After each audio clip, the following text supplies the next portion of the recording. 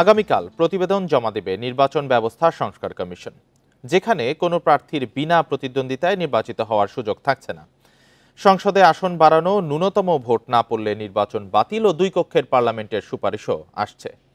এছাড়া সংখ্যানুপাতিক প্রতিনিধিত্ব ব্যবস্থা, না ভোটের সুযোগ, প্রবাসী বাংলাদেশিদের ভোটাধিকার, আরপিওর ব্যাপক সংশোধন সহ বেশ কিছু সুপারিশ থাকবে প্রতিবেদনে।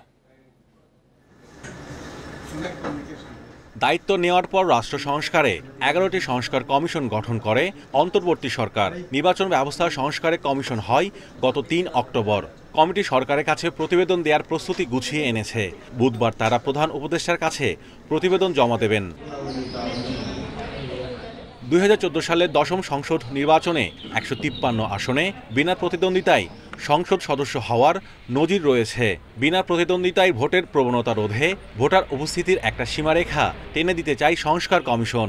বিনা ভোটে নির্বাচনের জন্য আমরা একটা থ্রেশহোল্ড দেওয়ার চিন্তা করছি, যে এত % ভোট না পেলে সেই নির্বাচন বাতিল হবে। এখন আর ওই একক প্রার্থী দিয়ে নির্বাচন হবে না, সেখানে নো ভোট থাকছে। কাজেই নো ভোট এবং ওই ব্যক্তির মধ্যে এক ধরনের প্রতিদ্বন্দ্বিতা হবে, এবং যদি নো ভোট বিজয়ী হয়, নো ভোট যদি বেশি ভোট পায়, সেখানে আবার ওই নির্বাচন বাতিল করে পুনর্নির্বাচন। নির্বাচন কমিশন নিয়োগ, আইন সংশোধন, আরপিও সংশোধন, সংসদে আসন বাড়ানো, ন্যূনতম ভোটার ছাড়া নির্বাচন বাতিল, জাতীয় পরিচয়পত্রের সেবা ইসির অধীনে রাখার সুপারিশ করবে সংস্কার কমিশন। উচ্চকক্ষ নিম্নকক্ষ, এটা কিন্তু সংবিধান সংস্কার কমিশনের কাজ। এখন যদি ওই কমিশন প্রস্তাব করে যে এটা দ্বিকক্ষ বিশিষ্ট পার্লামেন্ট হবে, উচ্চকক্ষ নিম্নকক্ষ, তখন আমরা ওই যেটা বললাম যে নিম্নকক্ষ কিভাবে হবে, উচ্চকক্ষ কিভাবে হবে। আপনার উচ্চকক্ষে হয়তো আমরা মিক্সড সিস্টেম, সেখানে সমানুপাতিকটাও থাকবে, একটা মিক্সড সিস্টেমের কথা চিন্তা করছি। নির্বাচন কমিশনকে জবাবদিহিতার আওতায় আনা, নির্বাচন আচরণবিধিতে পরিবর্তনের সুপারিশও থাকছে প্রতিবেদনে। কমিটির সদস্যরা বলছেন, তাদের এইসব সুপারিশ স্বল্প, মধ্য ও দীর্ঘমেয়াদে বাস্তবায়নের কথা বলা হবে। যদি 2014 সাল দেখি, 2018 দেখি, 2024 দেখি, এগুলো দেখলে বোঝা যায় যে নির্বাচনে আসলে কোথায় বাধাগ্রস্তটা হয়েছে সুষ্ঠু নির্বাচন করা। তো এটা উত্তরণের জন্য যে সমস্ত জায়গায় কাজ করা দরকার, আমরা সংস্কার কমিশন ওই জায়গাগুলোতে আসলে মূলত কাজ করেছে, যে ভবিষ্যতে যেন নির্বাচনকে এইভাবে কেউ প্রহসনের জায়গায় না নিয়ে যেতে পারে। নির্বাহী আদেশে কিছু সুপারিশ বাস্তবায়ন সম্ভব, তবে সংস্কারের ক্ষেত্রে রাজনৈতিক দলগুলোর মতামতের ওপর নির্ভর করছে। আর ভবিষ্যতে নির্বাচনে কোন কোন ক্ষেত্রে। Mahmudul Hasan, Independent News, Dhaka. এ বিষয়ে আলোচনা করতে রাজধানীর বনানী থেকে আমাদের সাথে যোগ দিচ্ছে নির্বাচনী পর্যবেক্ষক প্রতিষ্ঠান ফেমার প্রেসিডেন্ট মুনিরা খান। মুনিরা খান, আপনাকে স্বাগত ইন্ডিপেন্ডেন্ট সংবাদে। প্রতিবেদনে যেমনটি দেখছিলাম, নির্বাচন ব্যবস্থা সংস্কার কমিশন প্রতিবেদন জমা দিচ্ছে আগামীকাল। দুই কক্ষের পার্লামেন্টের বিষয়ে তারা সুপারিশ করবেন বলে জানা গেছে। তো বাংলাদেশে তো শুরু থেকে এককক্ষ বিশিষ্ট পার্লামেন্ট ছিল, এখন দ্বিকক্ষ বিশিষ্ট পার্লামেন্ট কেন জরুরি এবং এটি সংসদীয় ব্যবস্থায় আসলে কি কি পরিবর্তন আনবে?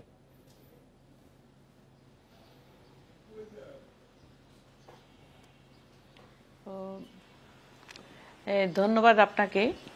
তো বাংলাদেশে তো এখন পর্যন্ত কোনোদিন দুই পক্ষ বিশিষ্ট পার্লামেন্ট হয়নি। তো আমরা কিভাবে তারা এটা জমা দিচ্ছে আমি জানি না, সুপারিশটা কেমনভাবে আসছে। তবে আমি যেটা মনে করি যে পৃথিবীর অনেক দেশে দুই পক্ষ বিশিষ্ট পার্লামেন্ট আছে, যারা সমস্ত নাগরিকদের দেশের শাসনে পার্লামেন্টে অংশগ্রহণ চায়। তো তবে আমাদের দেশে সুপারিশটা কিভাবে আসবে, এই যে ট্রান্সপারেন্সি কতটা থাকবে, কারা দুই পক্ষের মানে আপার হাউসে যারা কারা যাবে, কিভাবে যাবে, তাদের কিরকম ভাবে তাদের জনমত যারা যাতায়াতের মাধ্যমে করা হবে, না কি মানে ট্রান্সপারেন্সিটা কতটুকু থাকবে, কারা আমাদের ওখানে রিপ্রেজেন্টেটিভ হবে, সে সম্বন্ধে আমার কিন্তু সম্যক একটা ধারণা নেই। সুপারিশটা যখন আসবে তখন আমরা দেখে নিতে পারবো। তবে আমি এটা শিওর যে যদি আনুপাতিক হারে নির্বাচন না হয়, তাহলে কিন্তু দুই পক্ষ বিশিষ্ট পার্লামেন্ট থাকা জরুরি, এবং আমার মনে হয় যে গণতন্ত্রকে উৎসাহিত করবে। জি মুনিরা খান, আরেকটি বিষয় যে বিগত সময়ে আমরা দেখেছি যে সংসদ সহ বিভিন্ন পদে বিনা প্রতিদ্বন্দ্বিতায় নির্বাচনের একটা হিড়িক ছিল, তো এটি বন্ধ করার জন্য কি ধরনের ব্যবস্থা নেওয়া যেতে পারে?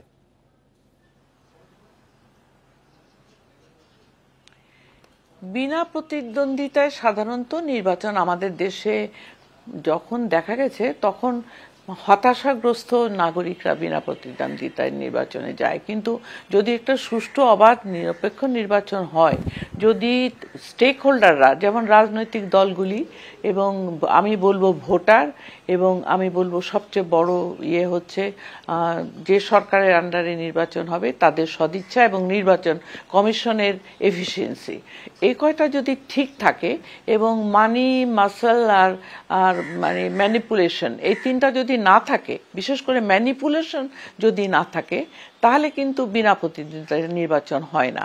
আমাদের দেশে বহুদলীয় গণতন্ত্র আছে, আমাদের দেশে অনেক পার্টি, এখনো যে সময়টুকু আছে অনেককেই দেখছি যে তারা নির্বাচনের জন্য যারা এতদিন চলে আসেনি, সামনের সারিতে আসেনি, তারা এখন নির্বাচনে আসার প্রচেষ্টা চালাচ্ছে এবং তারা জনগণের কাছে, মিডিয়া যখন ওপেন থাকে, মিডিয়ার উপরে যখন কোনো চাপ না থাকে কোনো সরকারের, তখন অনেকে উৎসাহিত হয় নির্বাচনে আসবার জন্য।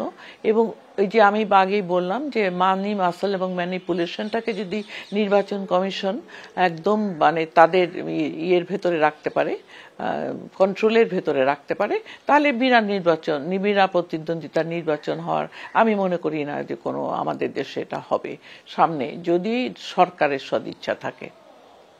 জি, ম্যানিপুলেশন না থাকে এবং সরকারের সদিচ্ছাকেই গুরুত্ব দিচ্ছেন এক্ষেত্রে আপনি। আরেকটি বিষয় জানতে চাই যে আসলে সংখ্যানুপাতিক প্রতিনিধিত্ব ব্যবস্থা নিয়ে আলোচনা রয়েছে, এই বিষয়টি যদি একটু বিস্তারিত জানাতেন। বড় দলগুলোর হয়তো এখানে কিছুটা আপত্তি পরিলক্ষিত হচ্ছে, এই বিষয়ে একটু জানতে চাই আসলে।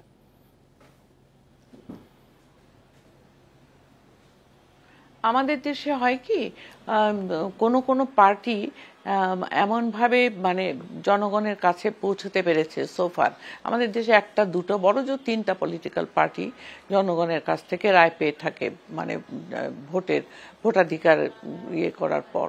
তো সেই জন্য আনুপাতিক তখন হয় কি, আবার সেই অ্যাবসলিউট মেজরিটি হয়ে যাওয়ার ভয় থাকে, অ্যাবসলিউট মেজরিটি হয়ে গেলে আবার সেই অ্যাবসলিউট করাপশনটা চলে আসে।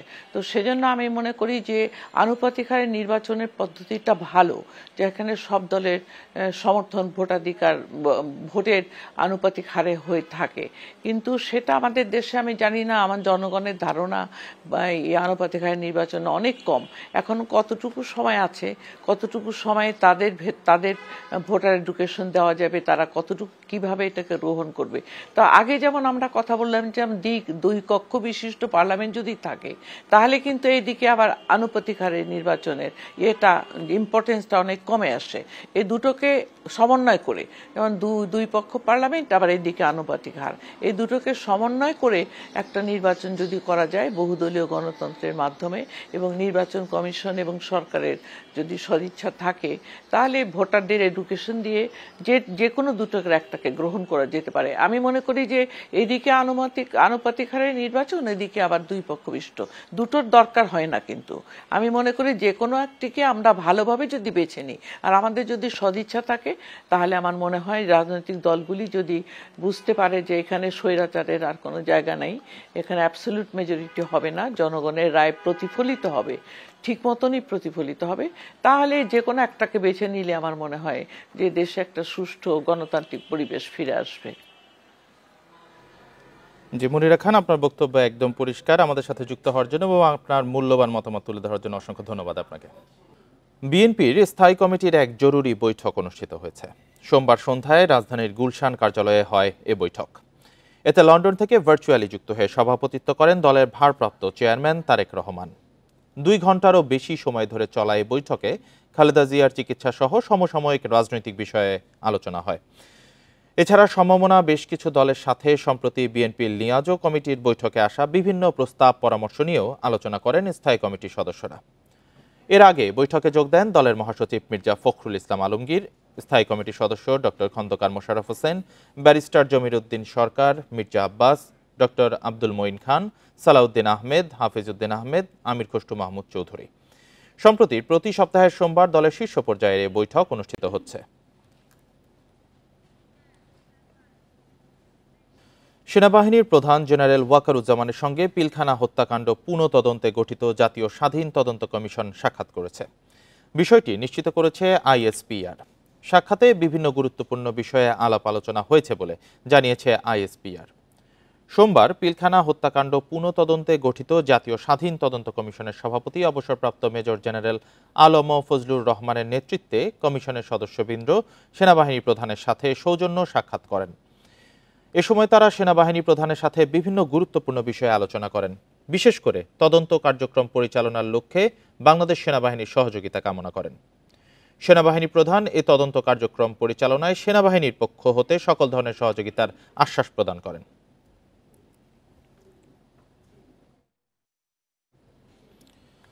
আলোচনার আশ্বাসের পর 2 ঘন্টা অবস্থান কর্মসূচি শেষে সচিবালয়ের সামনে সড়ক ছেড়েছেন জগন্নাথ বিশ্ববিদ্যালয়ের শিক্ষার্থীরা। এর আগে সোমবার বিকেল 5টার দিকে দ্বিতীয় ক্যাম্পাস নির্মাণের কাজ সেনাবাহিনীর কাছে হস্তান্তর সহ 3 দাবিতে বিশ্ববিদ্যালয় থেকে পদযাত্রা করে সচিবালয়ের প্রধান ফটকের সামনে জড়ো হন তারা। শিক্ষার্থীরা জানান, মন্ত্রণালয় তাদের দাবির বিষয়ে বুধবার আলোচনা করবে। মন্ত্রণালয় ও ইউজিসির আশ্বাসে তারা তাদের কর্মসূচি প্রত্যাহার করে। এর আগে সকালে বিশ্ববিদ্যালয়ের প্রধান ফটকে তালা ঝুলিয়ে অনশন শুরু করেন শিক্ষার্থীরা। রোববার থেকেই ক্লাস পরীক্ষা বর্জন করে কমপ্লিট শাটডাউন কর্মসূচি পালন করছেন তারা। অনশনরত শিক্ষার্থীদের মধ্যে 16 জন অসুস্থ হয়ে হাসপাতালে চিকিৎসা নিচ্ছেন। দ্বিতীয় ক্যাম্পাস নির্মাণে সেনাবাহিনীকে দায়িত্ব দেওয়ার পাশাপাশি আবাসন সংকট নিরসনের দাবিও শিক্ষার্থীদের। মন্ত্রণালয় থেকে এবং ইউজিসি থেকে তাদের সম্মিলিত প্রচেষ্টায় আমাদের দাবিগুলো মেনে নিয়েছে। তো এই দাবি মেনে নেওয়ার ফলে আমরা আমাদের অনশন প্রত্যাহার করছি এবং আমরা অনশন ভঙ্গ করছি। এখন আমার শিক্ষার্থীরা অনশন সাময়িকভাবে প্রত্যাহার করেছে। প্রয়োজন বোধে আমরা আবারও ছাত্র এবং শিক্ষক মিলে আমরা বৃহত্তর কর্মসূচির দিকে আগাবো। ঢাকা বিশ্ববিদ্যালয়ের আবাসিক হলে গেস্ট রুম কালচার বন্ধ করা ও ডাকসু নির্বাচনের রোড ম্যাপ ঘোষণার দাবিতে বিক্ষোভ মিছিল করেছেন শিক্ষার্থীরা। সোমবার সন্ধ্যায় মিছিল নিয়ে ক্যাম্পাসের বিভিন্ন সড়ক ঘুরে ভিসি চত্বরে গিয়ে সংক্ষিপ্ত সমাবেশ করেন তারা। এ সময় নিষিদ্ধ সংগঠন ছাত্রলীগের নানা নির্যাতন ও অপকর্মের কথা তুলে ধরে শিক্ষার্থীরা বলেন, সংগঠনটির যেসব নেতাকর্মী ছাত্র জনতার আন্দোলনে দমন পীড়ন ও হত্যাযজ্ঞ চালিয়েছে তাদের বিরুদ্ধে দ্রুত ব্যবস্থা নিতে হবে। ঢাকা বিশ্ববিদ্যালয়ে কোনো অপরাজনীতি ঠাঁই পাবে না বলেও হুঁশিয়ারি দেন শিক্ষার্থীরা। ছাত্রদের প্রতিনিধি অংশগ্রহণ করার জন্য অনতিবিলম্বে ডাকসুর রুটম্যাপ ঘোষণা করতে হবে। আমরা চাই না সেই ছাত্রলীগ নেত্রীদের মতো নতুন কোন দলের নেত্রীরা নতুন রূপে আবির্ভাব ঘটুক, তারা করে গেস্ট রুম কালচার নেক। আমরা দেখেছি ডাকসু নির্বাচন দেরি করার ফলে আমাদের হলগুলোতে গণরুম গেস্ট রুম নতুন রূপে ফিরে আসা শুরু করেছে। আসছে রমজানে স্বল্প আয়ের মানুষের জন্য গরু ও খাসির মাংস বিক্রি করবে না মৎস্য ও প্রাণী সম্পদ মন্ত্রণালয়, শুধু মুরগি, ডিম ও তরল দুধ বিক্রি করবে। সক্ষমতার অভাবে রোববার সংশ্লিষ্টদের সঙ্গে বৈঠকে এ সিদ্ধান্ত নেয় প্রাণী সম্পদ অধিদপ্তর। চড়া মূল্যস্ফীতির বাজারে সরকারের এমন সিদ্ধান্তে হতাশ ভোক্তা ও খামারিরা। গত কয়েক বছর ধরে রোজার মাসে ভ্রাম্যমাণ গাড়িতে মাংস, দুধ, ডিম বিক্রি করে আসছে মৎস্য ও প্রাণী সম্পদ মন্ত্রণালয়। বাজারের চেয়ে দাম কম থাকে বলে এতে ভোক্তাদের ব্যাপক আগ্রহ, কিন্তু এবার মিলবে না গরু ও খাসির মাংস। মৎস্য ও প্রাণী সম্পদ মন্ত্রণালয়ের উপদেষ্টা ফরিদা আক্তারের সভাপতিত্বে এক বৈঠকে সিদ্ধান্ত হয় রোজায় শুধু তরল দুধ, ডিম ও মুরগি বিক্রি করা হবে। প্রতি লিটার গরুর দুধ 80 টাকা, ড্রেস ব্রয়লার মুরগি 250 টাকা কেজি ও 9.5 টাকা দরে মুরগির ডিম বিক্রি হবে। আমার যে ক্যাপাসিটি আছে প্রাণী সম্পদ অধিদপ্তরে সেটা ব্যবহার করে এবং স্টেক হোল্ডারদের সাথে নিয়ে, তো সেই কারণেই আমরা এই যেগুলো প্রায়োরিটি বেসিসেই আমরা কিন্তু এই কার্যক্রমটা শুরু করব। এখনো পর্যন্ত ওই রকম কোনো ডিসিশন হয়নি। প্রাথমিক যেটা সিদ্ধান্ত হয়েছে যে এই 3টা প্রোডাক্টের নিয়ে কার্যক্রম শুরু করা হবে। চড়া মূল্যের বাজারেও প্রতি কেজি গরু ও খাসির মাংস 600 ও 900 টাকায় কিনতে পারত ভোক্তারা। এবার এ সুযোগ বন্ধ রাখার সিদ্ধান্তে হতাশ সবাই। বর্তমানে সব জিনিসের দাম বেশি, আর সবাই তো আর কিনা খাইতে পারে না।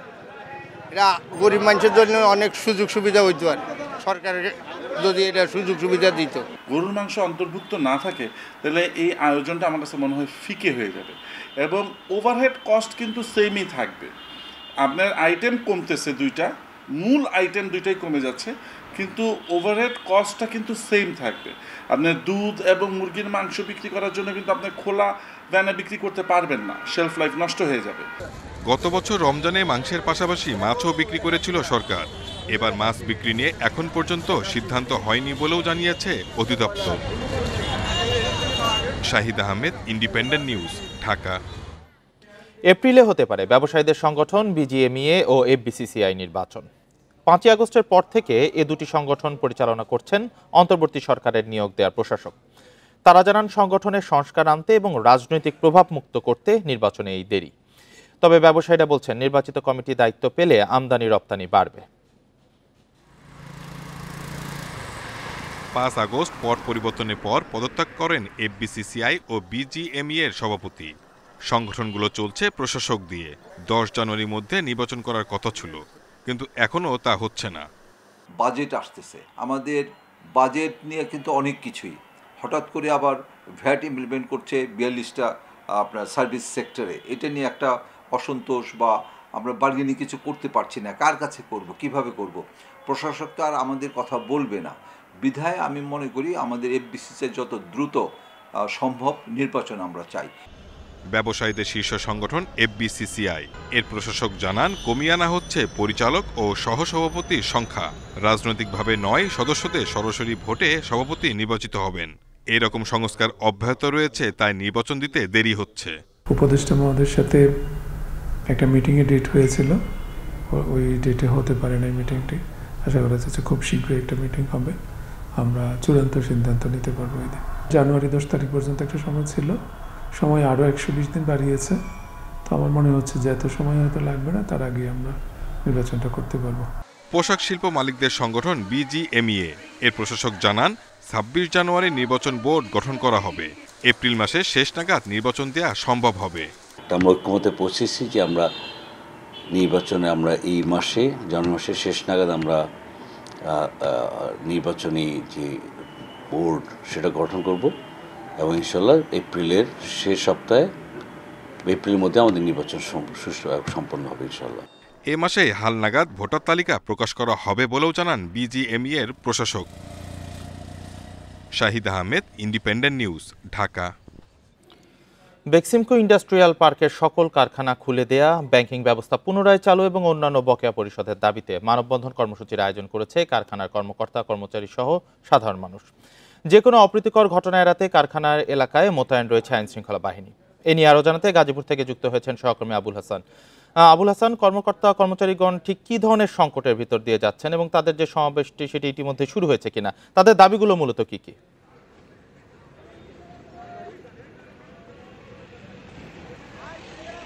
দেখুন, গাজীপুরের চক্রবর্তী এলাকায় যে বেক্সিমকো ইন্ডাস্ট্রিয়াল পার্কটি রয়েছে, সেখানে যে কারখানাগুলো রয়েছে সেই কারখানা খুলে দেওয়ার দাবি এবং ব্যাংকিং সেবা চালু সহ বিভিন্ন দাবিতে কিন্তু যারা শ্রমিক রয়েছেন, এখানে প্রায় 40,000 শ্রমিক, তারা কিন্তু আজকে মানববন্ধন করেছেন।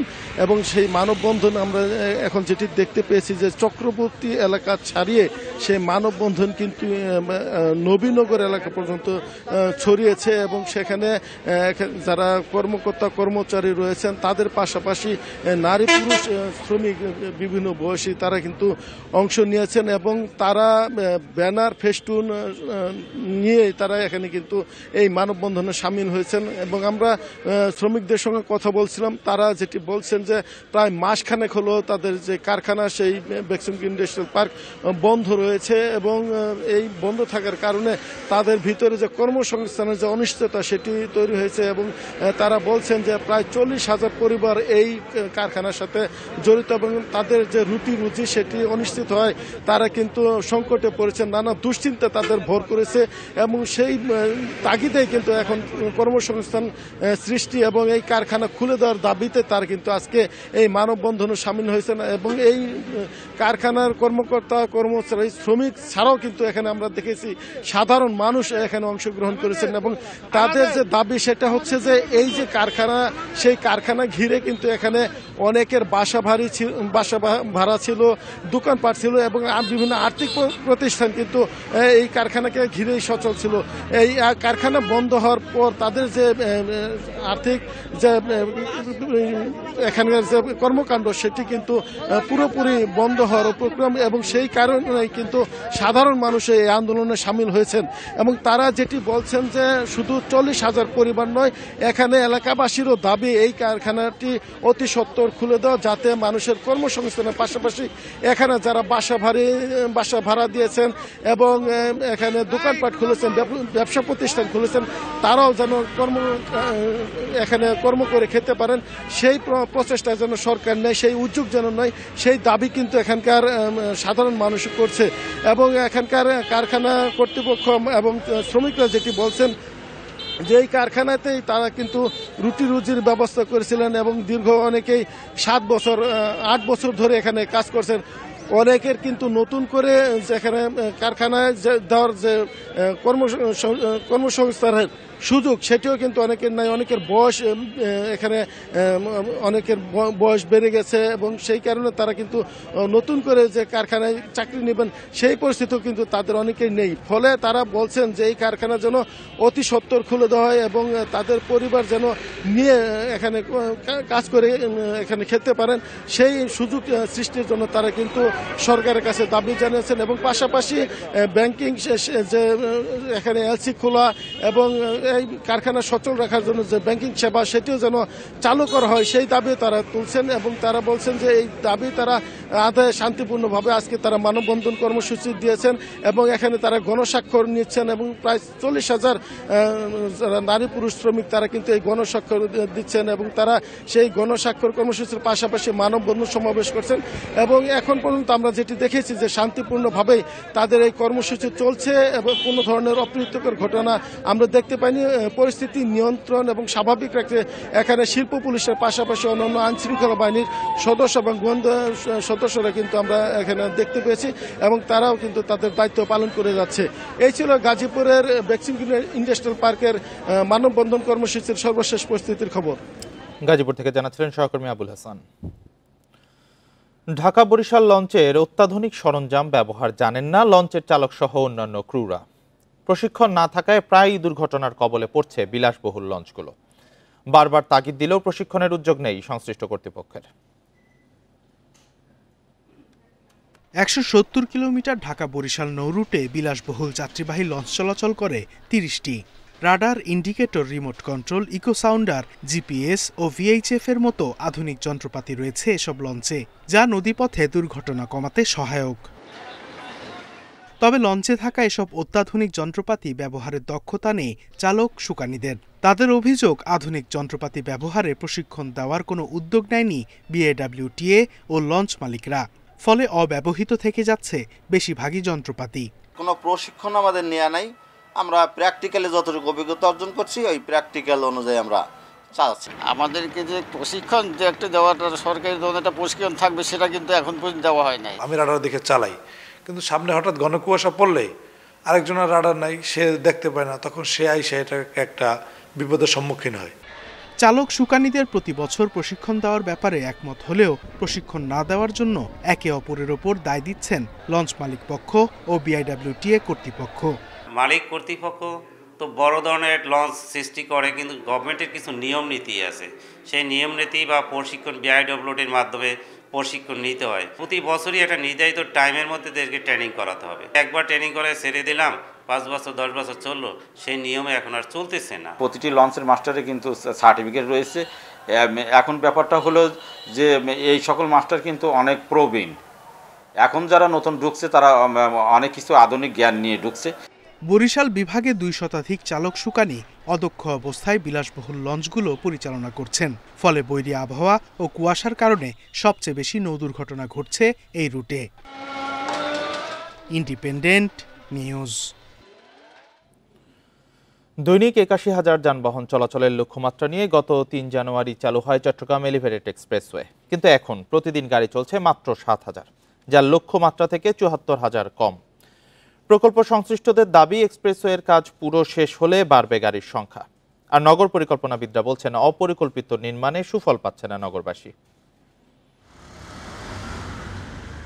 কয়েকবার পেছানোর পর গত 3 জানুয়ারি আনুষ্ঠানিকভাবে চালু হয় চট্টগ্রামের প্রথম এলিভেটেড এক্সপ্রেসওয়ে। প্রথম দিনে গাড়ি চলাচল করে 3,500-র বেশি, আর গত এক সপ্তাহে এক্সপ্রেসওয়েতে 7,000-এর বেশি যানবাহন চলেনি একদিনও। চট্টগ্রাম প্রকৌশল ও প্রযুক্তি বিশ্ববিদ্যালয়ের bureau of research test and কনসালটেশনের করা এলিভেটেড এক্সপ্রেসওয়ের সম্ভাব্যতা সমীক্ষা বলছে প্রতিদিন প্রায় ৮১,০০০-এর বেশি গাড়ি চলাচল করবে, কিন্তু বাস্তবতা ভিন্ন। চালু হওয়া 7 দিনের সমীক্ষায় দেখা যাচ্ছে গড়ে প্রতিদিন যানবাহন চলছে 7,০০০। নগরবাসী বলছেন বড় একটি অংশের মানুষকে পতেঙ্গা যেতে এই এলিভেটেড এক্সপ্রেসওয়েতে উঠতে হলে যেতে হয় কয়েক কিলোমিটার দূরের মুরাদপুরে। এই দূরত্বের কারণে ব্যবহার কম হচ্ছে এলিভেটেড এক্সপ্রেসওয়ের। সময়ও যাচ্ছে, গ্যাসও যাচ্ছে, এই কারণে আবার টুল যাই এনে টুল ভাড়াও দিতে হচ্ছে। এক্সপ্রেসওয়েতে উঠার আর রাস্তা না রাখায় ক্ষোভ প্রকাশ করেছেন নগর পরিকল্পনাবিদরা। তারা বলছেন গাড়ি চলাচল বাড়াতে হলে পরিকল্পনায় আনতে হবে পরিবর্তন। ওরা নাম্বার 1 ক্রাইম করেছে কি, এই প্রজেক্টটা ছিল লালখান বাজার থেকে পতেঙ্গা। ওরা কেন লালখান বাজার থেকে উঠার ব্যবস্থা করলো না? This is criminal offence. এক্সপ্রেসওয়েটি পরিকল্পনা মাফিক হয়েছে, মানুষ না বুঝে এটা সেটা বলছে বলে জানিয়েছে প্রকল্প সংশ্লিষ্ট সিডিএ কর্মকর্তারা। নামার র্যাম্প করেছিলাম শহর থেকে। আপনি জানেন যে এলিভেটরের মূল কানেক্টিভিটিটা হচ্ছে শহরের মধ্যস্থলে। জিইসি যদি আমরা শহরের সেন্টার ধরি, জিইসি, তারপর লালখান বাজার এবং পলক গ্রাউন্ড, এই তিনটাই কিন্তু ফ্যাসিলিটেট করা হয়েছে। দুইটাই কিন্তু নামার র্যাম্প। মানুষ মনে করছে এটা উঠার র্যাম্প না। 2023 সালের 14 নভেম্বর উদ্বোধনের প্রায় 14 মাস পর 3 জানুয়ারি টোল দিয়ে আনুষ্ঠানিকভাবে যানবাহন চলাচল শুরু হয় এই এলিভেটেড এক্সপ্রেসওয়েতে। আলমগীর সবুজ, ইন্ডিপেন্ডেন্ট নিউজ, চট্টগ্রাম। ইনি আরও জানাতে চট্টগ্রাম থেকে যুক্ত হয়েছেন সহকর্মী অনুপম শীল। অনুপম শীল, পুরো এক্সপ্রেসওয়ের কাজ শেষ হতে কবে নাগাদ শেষ হতে পারে? নগরবিদরা বলছেন যে অপরিকল্পিতভাবে তৈরির কারণে সুফল পাচ্ছেন না, সিডিএ কর্মকর্তারা ভিন্ন কথা বলছেন। আসলে বিষয়টি কি?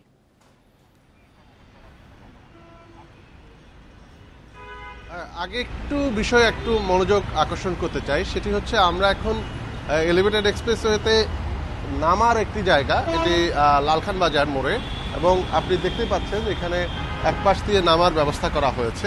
যদিও পুরো র্যাম্পটি কিন্তু নামার জন্য রাখা হয়েছে, কিন্তু অবাক করার বিষয় হচ্ছে ঠিক এখান থেকে আধা কিলোমিটার সামনে গেলে টাইগার পাস এলাকা, সেখানেও একটি নামার র্যাম্প আছে।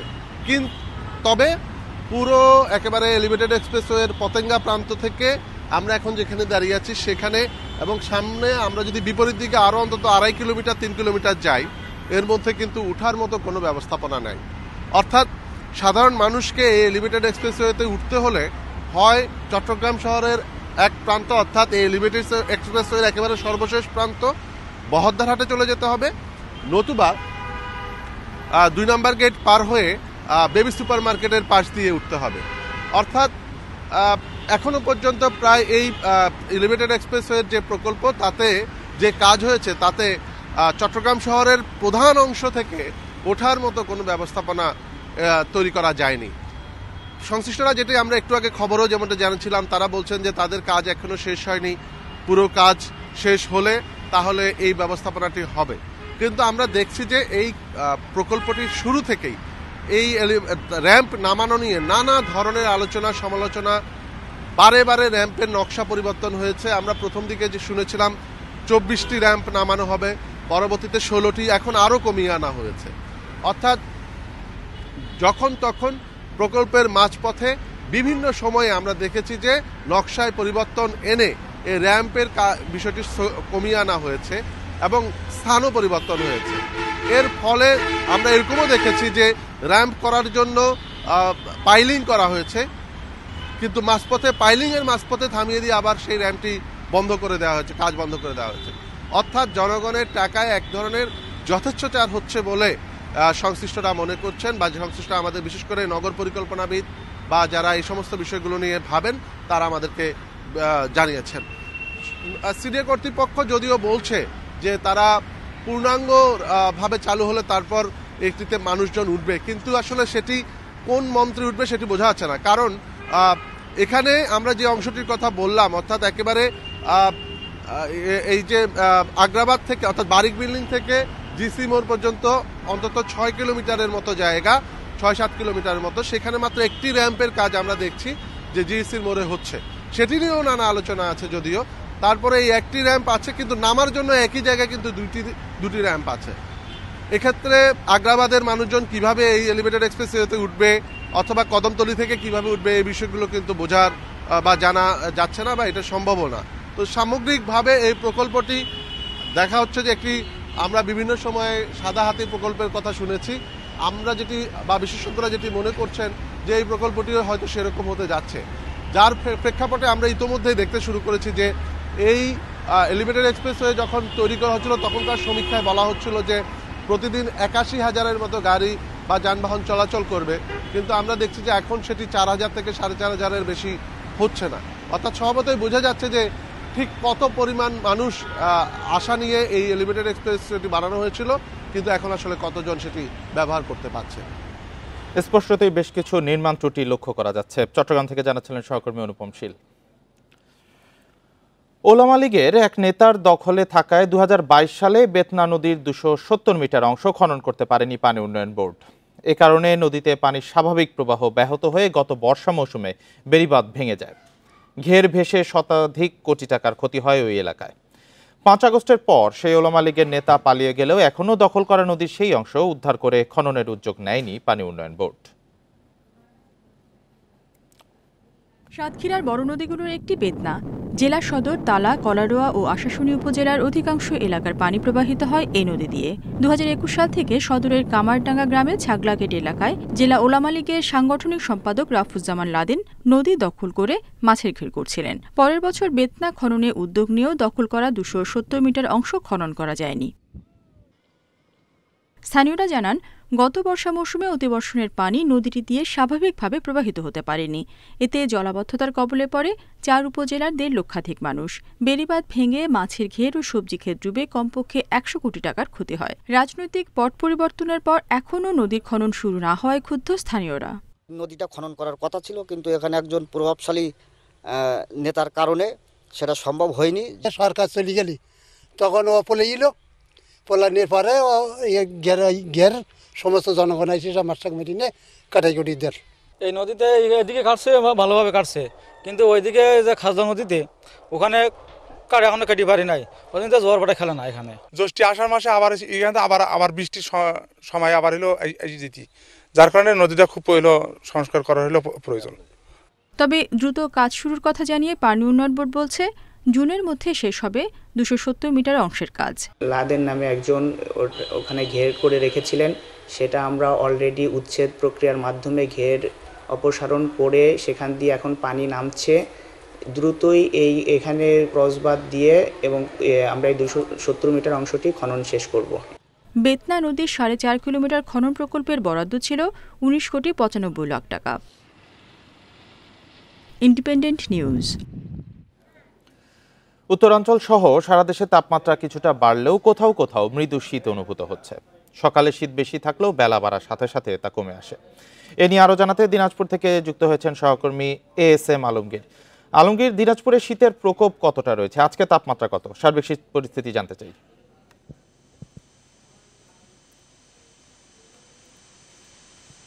আপনাকে বলে রাখি যে দিনাজপুরে আজকে সকাল ৬টায় তাপমাত্রা রেকর্ড করা হয়েছে 10.8 ডিগ্রি সেলসিয়াস, যেটি গতকালকে ছিল 13 ডিগ্রি সেলসিয়াস।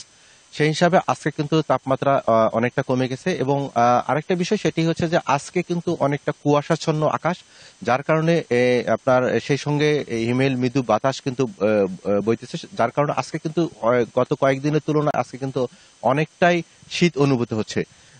দিনাজপুরে কিন্তু আসলে এই জানুয়ারির প্রথম 1 তারিখে কিন্তু দিনাজপুর দেশের সর্বনিম্ন তাপমাত্রা ছিল। এরপরে কিন্তু খুব একটা শীত অনুভূত হয়নি বলা চলে। এখানে রৌদ্রোজ্জ্বল আকাশ ছিল। আজকে কিন্তু অনেকটা শীত অনুভূত হচ্ছে। এতে করে কিন্তু দিনাজপুরের আজ হঠাৎ করেই কিন্তু গত কয়েকদিন তীব্র রোদ থাকার পরেও কিন্তু আজকে হঠাৎ করে ঠান্ডা আসার কারণে কিন্তু বিপাকে পড়েছে আসলে খেটে খাওয়া যারা মানুষ, তারা কিন্তু অনেকটাই বিপাকে।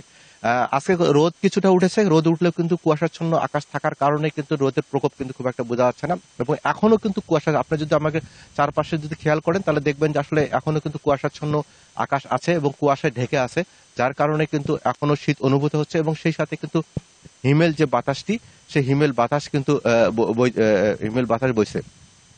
আবহাওয়া অফিস থেকে গত 11 তারিখে একটি বার্তা দিয়েছে, সেটি হচ্ছে যে হিমালয়ের কাছে কিন্তু আবার একটি বাতাস ঘূর্ণাবর্তের সৃষ্টি হয়েছে, যার কারণে বলা হয়েছিল যে তাপমাত্রা কিছুটা বাড়বে, তারপরে কিন্তু আবার তাপমাত্রাটা কমবে। কিন্তু দিনাজপুরে কিন্তু আসলে তাপমাত্রা গতকালকের তুলনায় কিন্তু আজকে কিন্তু অনেকটা কমে গেছে।